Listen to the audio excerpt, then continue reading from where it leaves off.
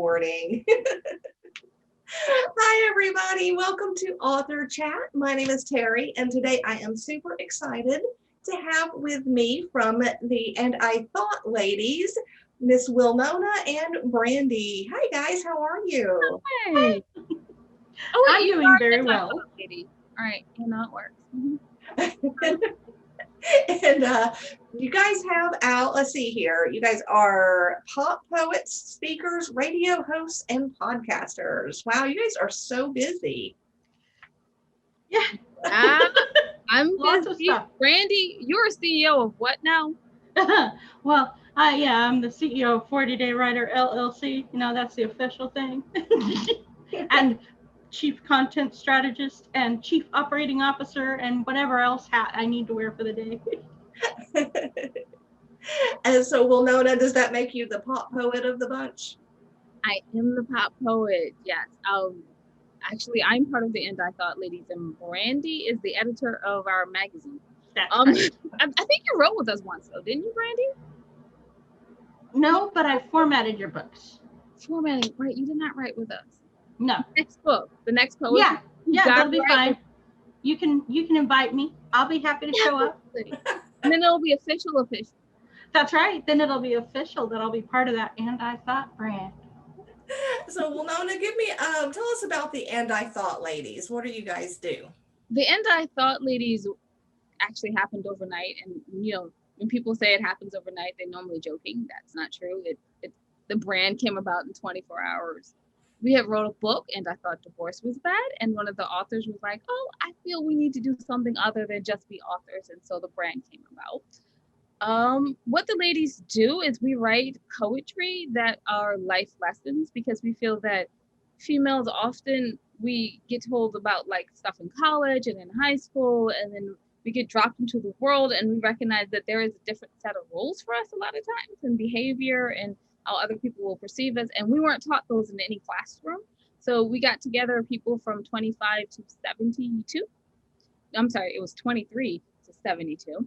And I'm remembering ages as they are now. Because it's been a few years since we started. Yeah. But and then we all wrote poetry together, and the first book was about like getting a divorce and grief and being an empty nester and the first time you fall in love for real and just dating all the time. And I mean, we just covered everything that we could think of, and we did it in poetry because it's short. And let's admit it, most of us learn, or our kindergarten was based off of poetic learning, because hickory dickory dock ran off the, and it because off the top of your head, because it rhymes. So we were like, this way they'll store the information and be able to use it when it's necessary for them, and they won't feel like a judgy, hey, this is what I did book. So basically, what you guys learned through certain things in order to help other people through. Exactly, and we make it fun because we even have a cocktail book that's poetry. Okay. Book. Mm-hmm. And you have other books out too, other than poetry, correct? I do. You do. I have out. Oh wow! I have the series that I started when I was 12. I'm not 12 anymore, so it's been a few years. Widow's Web, Widow's Debt. It's the Widow's Debt series. And then what else do I have out here? I have another short romance book. I have a fantasy book, and I mean, I wouldn't suggest the fantasy book. Just skip that. It's a fantasy. It doesn't actually exist. She's just talking about it. It does exist, but I just wished I hadn't written it. Oh my goodness. And Brandy's done so many great books too. So I've got 14 published titles. Yeah. Oh wow. I'm working currently on, beta readers have given me feedback on the book that I'm about to release. And so there's a few tweaks it'll need to make, but I'm hoping it'll be out by September. Okay, so what's your author name? What author? Brandy M Miller. Brandy is M. Miller. My author name. I just write under my own. I don't do any fancy pen names. Maybe I'm lazy, or maybe I'm just narcissistic enough to want all the credit for all my work. Thank you very much. Oh, yeah. My first title was How to Write an eBook in 40 Days or Less.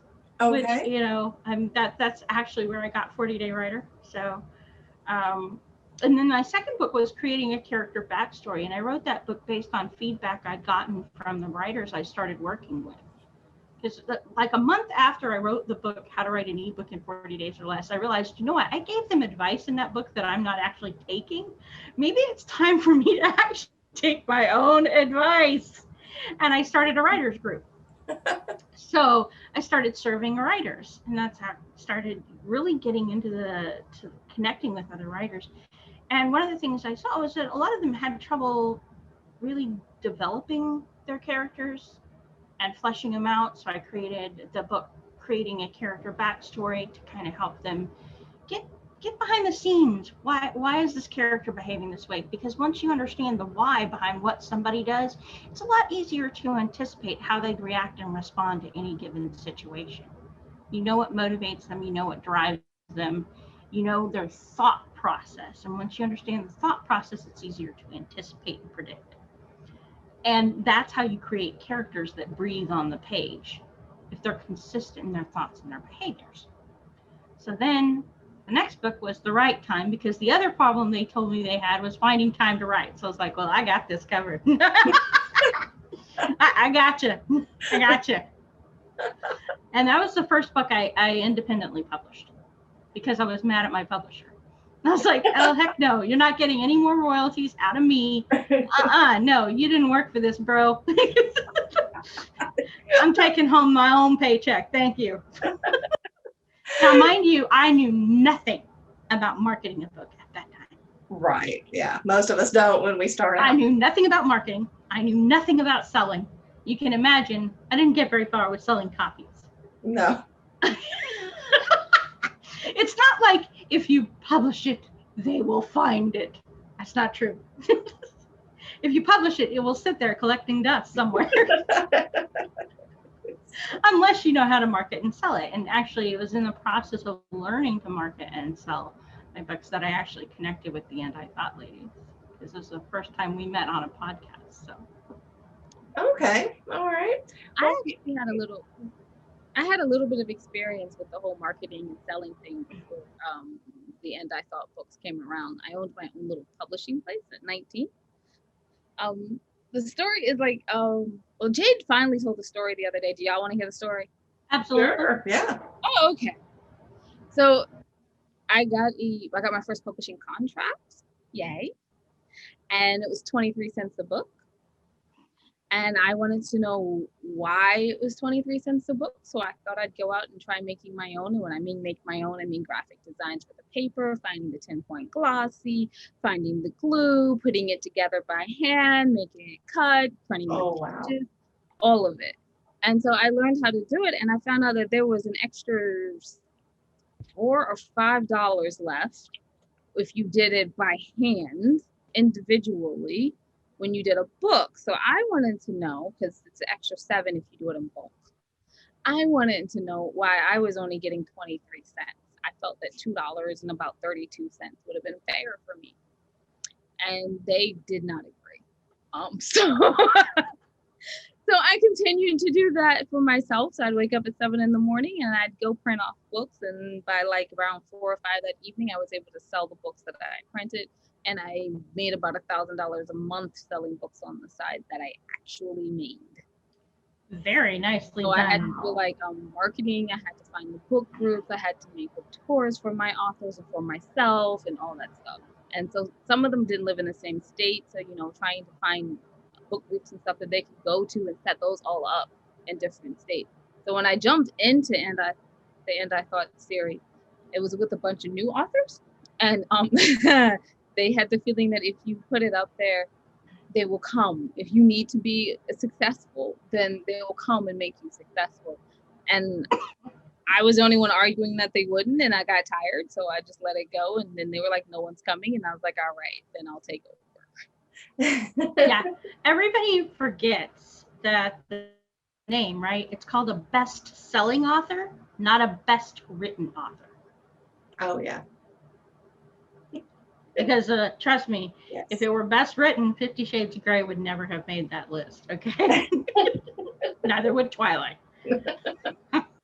No, but obviously there was something there that there are Marketing. people that Honey, resonated marketing. that people bought. So, you know, I just, you know, It's knowing your audience, it is. knowing what they want, Yes. knowing what's going to light their fire, so to speak, and then making sure that they know it's out there and available. That's right. I know you're going to want to move on, Terry. Do you mind if I say one sentence more? Go ahead. Go ahead. Say what you want. This is more for crying out loud. I'm an author. I'm going to make it a compound sentence. Go right ahead.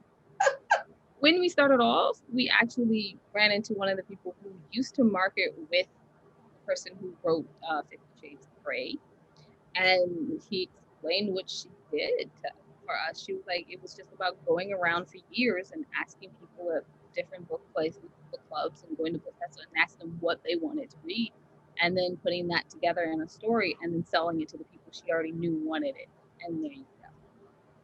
Yeah, market research. I was so upset about that. I was like, I was just hoping it was an overnight success. No. Yeah. No, that's the thing, Mark. You know, some people balk when you say right to market, and it doesn't mean, you know, copy somebody else's or, you know, do a specific formula. But, you know, if you're in a certain genre, you need to be hitting those tropes and those things that the readers expect, or, you know, they're not picking up your book. Right. Well, you need to know what need it is that they're trying to meet, what it is that's going to help them meet that need, and then not just deliver, but over deliver. Like, blow their mind with what you deliver and how you deliver it. And then you will have the combination of a factor of you will get your own marketing, but then the people that read it will be like, oh my gosh, you've got to read this. Yes, that is the best thing an author can hear, is that somebody else going, you have to read this book by this author. That is like, you know. I am really curious about collaboration, since I have never collaborated with anyone on a book as of yet. How do you go about collaborating? Do you guys just put together poetry that you have written separately and do it like an anthology, or do you actually collaborate on poetry with other writers? Since I am the poet that's sitting here, I'm going to go with collaboration. For the poetry book goes, we're writing a new book, y'all. Y'all want to send some poetry in? And this is the day it needs to be here. And then they do send it in. And then my job and Jade's job, besides writing my own original poetry and Jade writing her own original poetry, our job is to write the transition poems and the transition flash fiction. So if we read everybody's poetry and we recognize that this section kind of fits together. And actually, when people write, they don't even know what topic we're going to put it in or anything. It's just literally like a free write, and they just give it to us. And then our job is literally to make it fit. So like one poem could be, we had one poem that was about time and one poem about, was it murder? I think it was murder. And then we made it a time section, and then we hooked it into because we were doing a biscuit recipe as our chapters. So we hooked it into, like, you know, the cooling time that you would need for the biscuits before you could eat it. Yeah. So that became the chapter topic was like, and then put on a cooling rack for 15 minutes. And then, you know, and then the life lesson was like, sometimes you take a pause, you know, you can look back at your life and make better steps forward. And then in that section, you had the poem about time slipping away, and then this poem about murder, which was funny because when we got it, Jade goes, well, that's not going to fit anywhere. And then I wrote a little thing about a lady, and she recognized when she was younger, she really wanted to get away from this town, but she couldn't get away because she met a guy, and, you know, she was like, well, I'll just pause my expectations. And the only thing she ever accomplished was her first goal in life, because she was married to this man. So in a way, he murdered her hopes and dreams. So their time and murder go together, and they fit into the chapter about the time you pull your biscuits. Now, as for collaboration on fiction books, that went, Brandy, I need help. Brandy, help. Brandy, I told the poetry section. Will you tell the fiction? Yeah, absolutely. Yeah, she came to me and she's like, okay, I've got this manuscript I've been working on for 8 years. And I really want this done because I've got people who are asking for it. But I'm stuck and I don't know where to take it. And so she handed over to me what she had already done. And I combed through it, kind of to get a feel for where the story was going, what the real context of the story was, what the characters were, who they were, why they would do what they would do. And I came back to her kind of with my assessment, and I would give her like edited versions of what she handed me, and I provided character sketches for her to work off of so that she had a more clarified idea of what was really going on in the story. And that's really where my thing was. I was more to help give her clarity about what she was creating. Okay. She did more than just that. And then I went through writing chapters and she was like, literally picking chapters apart and then putting that chapter back together. And then she wrote a bunch of stuff to actually make it work. Yeah. So like sometimes I read the book and I go, oh, this is great. I'm such a good writer. And I'm like, wait a second. No, that's Brandy. Well, she had the elements that are just not always in the order that they need to be in order to deliver what the reader would want. Yeah. And so we also had some discussions about sections where I felt like, okay, that's not really an accurate representation of how guys behave and think. Because guys, I grew up around guys. They were my best friends all the way through high school. I actually really didn't relate well to women until I got to be an adult. So I understand guys. They're very binary creatures, for the record. There's only two ways they are. Either this head's thinking and the other one's not engaged, or that one's engaged and this one's not thinking at all. And you just have to figure out which head's engaged and target that one. And that's how guys are. They really are. They're very simple creatures. You just need to figure out. And they don't do hints. They don't do, you can't hint to a guy. I don't know if you guys have ever worked with Windows versus DOS. I don't know if you remember DOS. Yeah. You had to type in the exact right command. If you misspelled or anything, it would give you that valid operating, if you didn't type the command that it recognized, it would do nothing. It's like, I don't know what you want with that. That's guys, right? If it doesn't recognize the command, it's not going to act. You cannot hint. It's not going to try and guess at what you want. You have to type exactly what you want. And you can only run one program at a time. That's it. So if you want that man to do the dishes, just give him the dishes. Don't give him a bunch of things. He can't handle it. That's not in his purview. He can do the dishes and do them very well. And he will execute that program with maximum efficiency. And then give him the next task. But men don't do hints. That's fun. Was there hinting? I'm sorry. That's so sad. I guess I don't know my story well. Actually, she said it was No, I'm just saying that, you have to understand what men would do and what they wouldn't do. And not all guys are sleaze bags and sleep with everything that has a hole. And if you want the hero to be the hero of the story, he better not be that sleaze bag that would sleep with anything that has a hole. Okay. Okay, Terry, I do understand what she's talking about, and it was one of my favorite chapters. And it was supposed to, like, I guess where the book ends, he is the hero of the book, but where the story ends in my head, he is not going to be the hero of the book. So y'all just figured out that it's going to be a series if I ever get around. If I have 24 more years on my plate, sure, it'll be a series.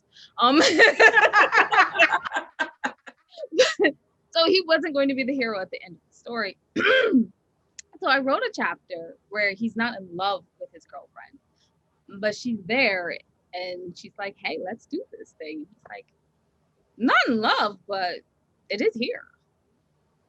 Yeah, and I'm like, yeah, if he's going to be the hero of the story, you can't let him get away with that.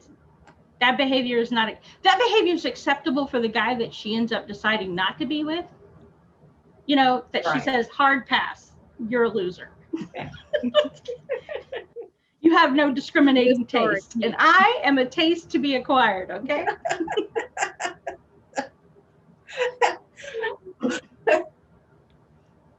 So this is how collaborations go. Sometimes you write something, you're like, I love it, and then the person you're working with goes, oh no.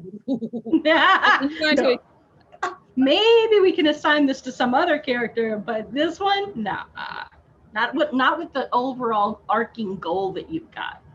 And that really is about it, is keeping true to the original goal that you've got.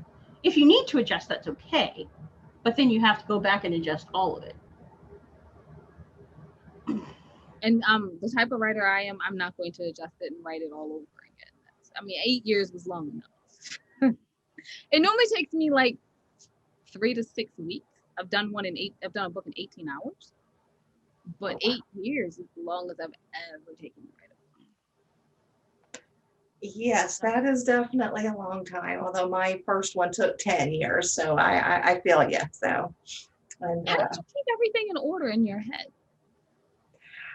We were actually having that discussion. We had that conversation, and I didn't, because it was put away for a while and then got back out again, and then put away for a while, and then when I finally got it back out and started working on it after a layoff, I thought it was better than what it was, and I still love the story. It's still in my heart, but it wasn't ready for people, and I put it out and it wasn't ready for people. So I pulled it, and it's, on the back burner for maybe going through one day, because I didn't keep everything straight. So I think you can definitely tell that parts of it were written at different times, and it, isn't a cohesive piece that it needs to be. So, and maybe I'll never go back to it. Maybe I will get the time to, but for now I'm just moving forward, because I feel like I just need more writing under my belt and to keep going and moving forward instead of looking back, even though that story will always be, dear to my heart. But, that's. Sometimes some stories just need a little bit longer to cook. Yeah. I'm sorry, Terry, have you thought about hiring Brandy? She's really good at like long, this fractured thing and putting it together. Yeah. Well, you got to be careful, though. I mean, that is one thing I will say, is that one of the hardest things for a lot of authors to do is to turn over their baby and then watch me dismember the baby and put it back together. Well, it would need to be dismembered, because it's probably over 100,000 words. So it's, because, you're right. One of the things I have learned is that, especially if you're planning on it being a series, or if you take a break, Excel spreadsheets are your best friend. Because you can, and I know people think I'm crazy for this, but I literally will go through a book and plug in the day, the date, the time for each scene, what chapter it appears in, who the characters are, where it's taking place, what time of year it is, so that I can, at a glance, look at all of it and put it into order. Make sure that all the times make sense. Make sure that all the days make sense. Make sure that, any characters that are in there, they're consistent in how I deliver them. So, and I like massive amounts of organization around my books, because it makes it easier to dissect them and figure out where things aren't working and how to fix them. Okay. Well, speaking of organization, let me ask, how do you juggle everything, Wilnona? You have your writing, your podcasting, YouTube, speaking. How do you make time for everything? I just do. Okay. I'm gonna give you the answer I gave like a couple years ago, I guess. Sorry, it's a recycled answer. But someone was, at the time we were shooting our show, and when we shot our show, we edited and did like everything ourselves. Like, we became a production company, but we still churned out 3 books a year. So everyone was like, well, how do you do this? And I was like, well, I set a soft date that I can just blow right by, deadline. And then I set a hard deadline that it's more important than like the actual date of the event. Like this has to be organized and out to everyone by this date. A lot of times I would hit the soft date and then I didn't have to worry. And then the hard date was just a reminder and I could fix whatever, I could handle the questions. That was the day I handled questions and answered everything. And we just took care of, what we had to do right then. So that's pretty much how I got a lot of stuff done. So I don't know. I think that's the best way to do it. But for the podcast is like something we just do now. It's something we think about it. We send out emails, we send them back, they say yes or no, and then it's the moment. The only deadline for that is like the moment that I get the date and the person says yes, I'm available for this day and time. I immediately send out the link so that it's on the Zoom calendar. So that I live or die by that Zoom calendar for the podcast. If you not get a link from me, you're not on the calendar. Right. That's how that goes. But the magazine, the 25 Hottest, is that we've always hit that date because of Brandy. She's amazing. It is a bad boy. Ooh, it's like 198 pages long. So it's book length. I'm trying to see. I think I have it. Yeah. There we go. This is 198 pages long. This is the 25 Hottest Authors, Artists, and Advocates. So yeah, that was last year's edition. This year's edition is the purple version. Yeah. This year's edition is gorgeous, Brandy, just above and beyond. And then the sad part is most of the time we get in all the articles by January, meaning that she gets the magazine by like the 15th of January, the rough copy, and it comes out on the 15th of March.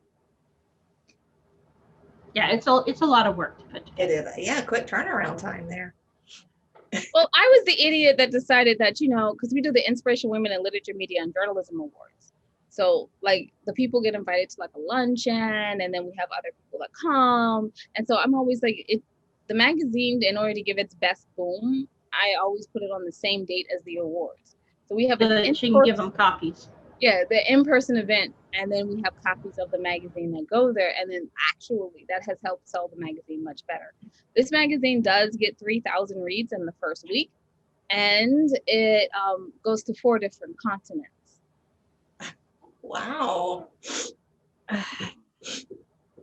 So for your writing process, how has that changed since you first started writing? Brandy, you want to take this one?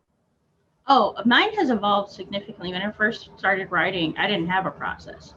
It was just, okay, I was your typical pantser, just write and with predictable results, which was that if I managed to actually finish the story, it had plot holes so big you could drive a Mack truck through it. So, the stories were never very cohesive. There were always serious problems and I would be overwhelmed by the editing process. And then I tried to do strict plotting, which was, every scene, every element. No, that really didn't work for my style. So what I eventually dropped back to was a 5-sentence outline of major ideas for where the plot was going to go, and then let the characters take over and tell me whether or not they actually hit those. My current strategy is actually to start with whatever problem is facing the characters at the beginning of the story. Then you move to whatever mistake or misinformation or whatever is keeping them from figuring out the solution. And then you move to the solution and and usually you have to hit the truth that they don't realize is true before you can get to the solution. So then you hit the solution. Then you hit the obstacles to implementing the solution, because trust me, just because you know what the solution is doesn't mean it's easy to implement. And then you basically have your 5 big obstacles that are standing between them and the finish line of what results they want. And so that has been proven effective, not just for writing fiction, but for writing nonfiction or memoir or articles or anything. And so it's really effective. And plus it helps you target your audience in advance. And all I need to figure out is who has this problem, and I know who I can sell the book to. Would you like me to answer this question as well? Sure. Well, when I started writing and became a professional for real writer, I was 10, because I got published at 10. So my writing process has changed because I have a bigger vocabulary. But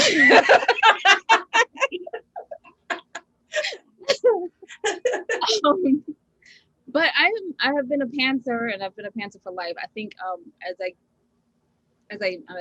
as I develop more for a genre, I might do a little bit more outlining. I find when I outline a book, I just don't write it because I hate it. But for the most part, I've been a pantser, and the reason I've been able to be a pantser and not have giant plot holes, except for Free Falling and Loving It, where Brandy had to fix it, and maybe Whittle's Web, yeah, it was my first book back, is because I almost memorized the entire story. Like when I started writing the story when I was 12, I wrote with an ensemble cast that started off with 6 individuals and eventually over the years grew to 12. So in my head, every time I wrote a scene, I would be like, who's here? Who's talking to who? Where's the other people? What are they doing? When will I talk to those people? All right, next chapter, I'll talk to those people. Right now, I'm going to do the 4. And so it was a suspense it was almost like reading a movie that had a lot of explosions. So in order for everyone to live, you had to give everyone a plausible scenario of where they were. So you and Michael Bay would be good friends. Yeah. So it was really hard to go back to something like my next 3-book contract was with the Widow's Debt series. And so it was really hard to go back to something that I took a break from when I was like 18 and then come back a couple of years later and someone's like, okay, finish out the series. Yeah, I recognize a lot of the stuff that I wrote really only plays on the screen. And a lot of it had this very immature kind of feel to it. So I now had to give everybody emotions, and I now had to give everybody viable language. And it was weird coming back to them all, and you had taken a few years off, and then recognizing you'd grown up and the characters had not. So growing them all up in the first book of the end of a 26-book series. And this would be the first real introduction, like, because I would write, like, I wrote 26 books in 1 year for them. But they were not published. Like, I just handed them around, people read them, they gave me money to read them. I had a huge audience for that. But, like, this would be the first real published thing. So you had to introduce everyone in all their growing paths and move them through scene and scene and scene because they still wanted the same amount of action. And then on top of it, make it the finale, the first book of a finale. That was hard. And let me just say, I don't think I did well at all. I just think it's fun to listen to. I had to introduce a bunch of people, but it's good. I like it. It is definitely a challenge that's not to be repeated. Oh, never again. Never again. I wrote those 3 books as fast as I possibly could. Let me get out of this one. Over. All right. Final question for both of you. What is your best advice that you can come up with for someone who is just sitting down to write their first book? Well, my best advice is to borrow from your own past and find a problem you already know how to solve and then work from there. Because you'll know what results.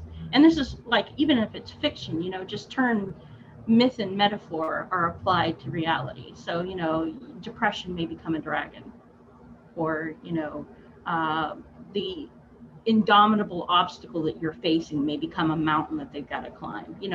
Use your imagination, right? You don't have to strictly tell your stories, so to speak, in literal words, but start with that problem because you'll know the emotions that you are dealing with. You'll be able to connect emotionally with the challenges and struggles that the character is facing, so you'll more accurately represent those, which will help the reader connect to the story. You'll have all of that energy available. You can put yourself back in that instance and remember what it felt like to sit there at the bottom of the pit, wondering if you were ever going to get out. That's beautiful. Yeah. And I have to go after that. Okay, then that's it. I'm gonna just say the word right. Yeah.